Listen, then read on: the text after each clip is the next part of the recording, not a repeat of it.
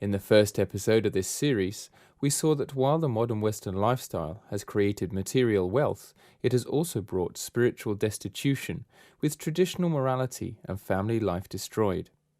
In episode 2, we saw how the 20th century was one of global crisis and tyrants, where revolutions gradually paved the way for a materialist ideology.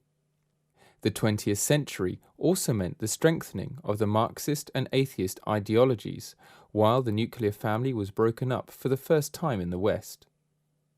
In the end, communism achieved complete success in the world's biggest country, China, as well as Russia and Eastern Europe. In the West, people think they have democracy, but in reality they are overloaded with Marxist culture. Completely unaware to them, this has overtaken traditional culture and replaced family values with selfish materialist values.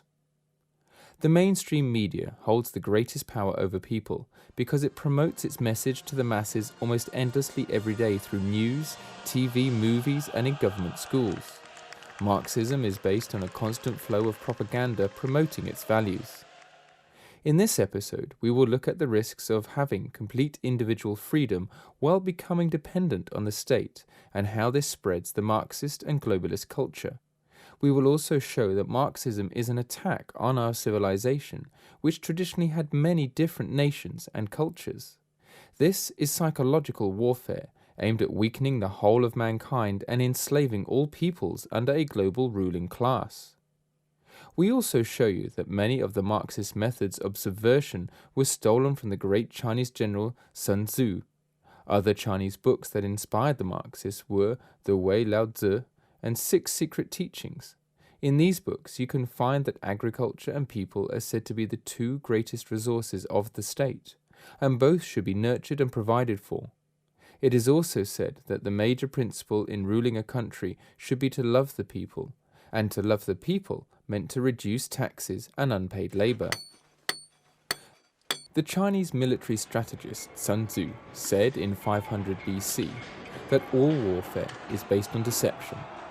His principles of subversion of alien countries can be summarized in the following 7 points. 1. Cover with ridicule all of the valid traditions in your opponent's country. 2. Implicate their leaders in criminal affairs and turn them over to the scorn of their populace at the right time. 3. Dispute the work of their government by every means. 4. Do not shun the aid of the lowest and most despicable individuals of your enemy's country. 5. Spread disunity and dispute among the citizens. 6. Turn the young against the old. And 7. Be generous with promises and rewards to collaborators and accomplices. Does this sound familiar? Some 2,500 years later, we can read the same instruction in a secret document allegedly authorized by the Communist Internationale for their young revolutionaries. The document is titled Rules of Revolution and reads: 1. Corrupt the young, get them interested in sex, take them away from religion, make them superficial and enfeebled. 2.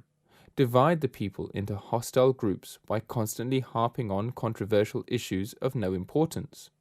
3. Destroy people's faith in their national leaders by holding the latter up for contempt, ridicule, and disgrace.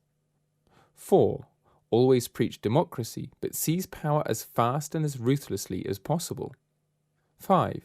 By encouraging government extravagances, destroy its credit, produce years of inflation with rising prices and general discontent. 6. Incite unnecessary strikes in vital industries, encourage civil disorders, and foster a lenient and soft attitude on the part of the government towards such disorders. And 7. Cause breakdown of the old moral values, honesty, sobriety, self-restraint, and faith in the pledged word.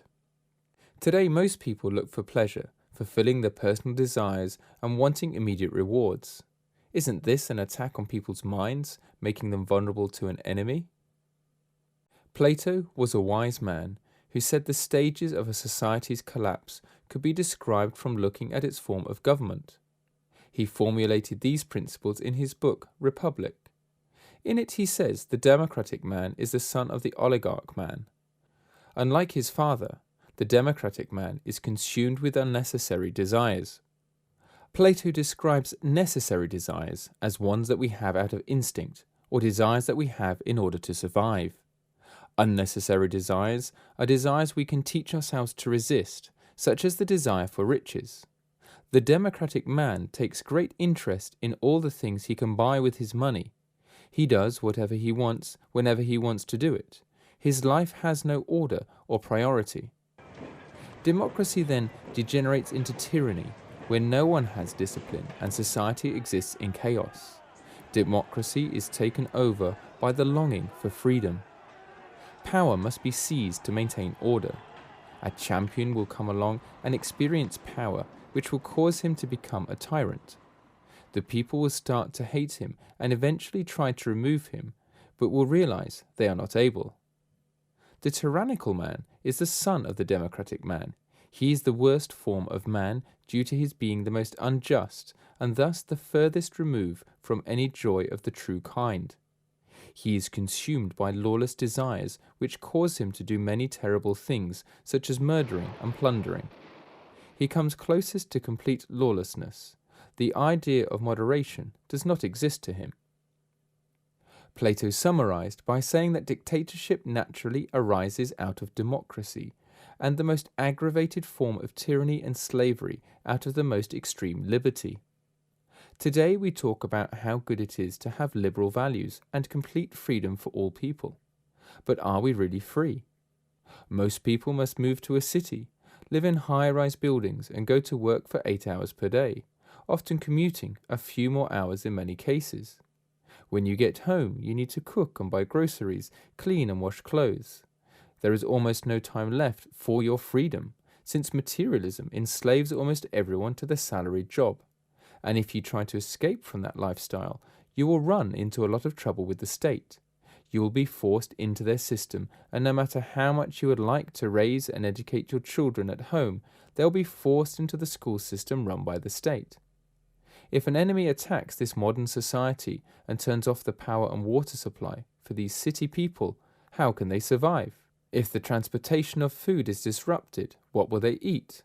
How can people cooperate with each other in a big city where most people don't have any relatives or friends? Besides, in big cities, who has many real friends these days? Wouldn't people do whatever the enemy tells them to do since they want to save their lives? If the government is taken over by traitors, wouldn't it mean the end of that country?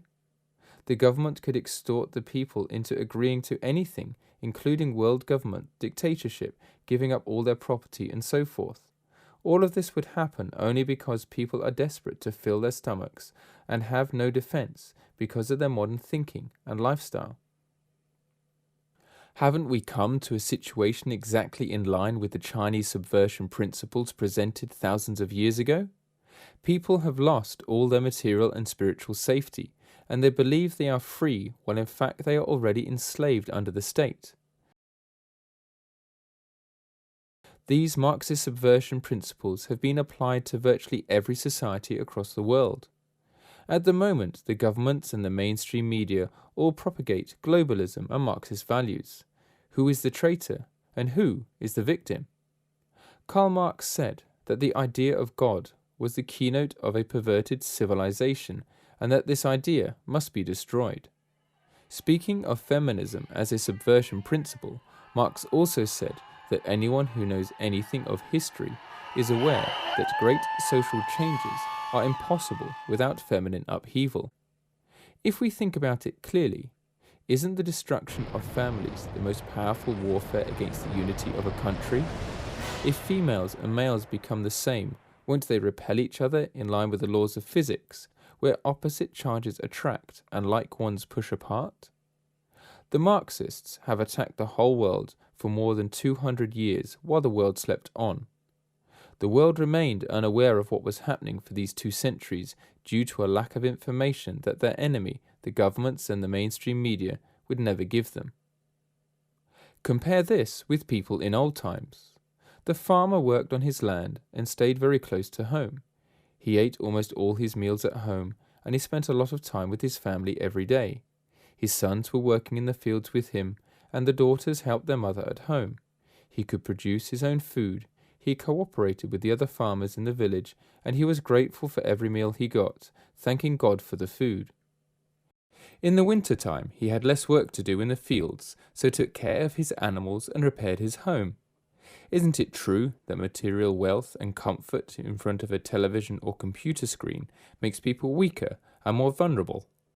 If someone wants to conquer the world, isn't this materialist society lacking in faith, family values and patriotism the perfect system to grasp power? Some people would argue that modern people are smarter than people of old times. However, if we look back on world IQ levels, we see that this is not the case at all. According to prophecies, the whole world will be controlled by traitors at the end of times, around the year 2000. It coincides perfectly with most governments pushing Marxist agendas today.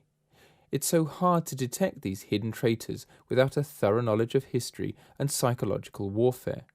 With this episode, we hope that some people will become aware of the real facts. So where is there light in this world? As we know from physics, positive and negative particles must always be balanced over time. In episode 4, we will look for the positive power in our modern world and how it can give people hope again, reversing the evil trend. In doing this, we will start by looking at the spiritual realm, as we believe that our world is shaped by our thoughts.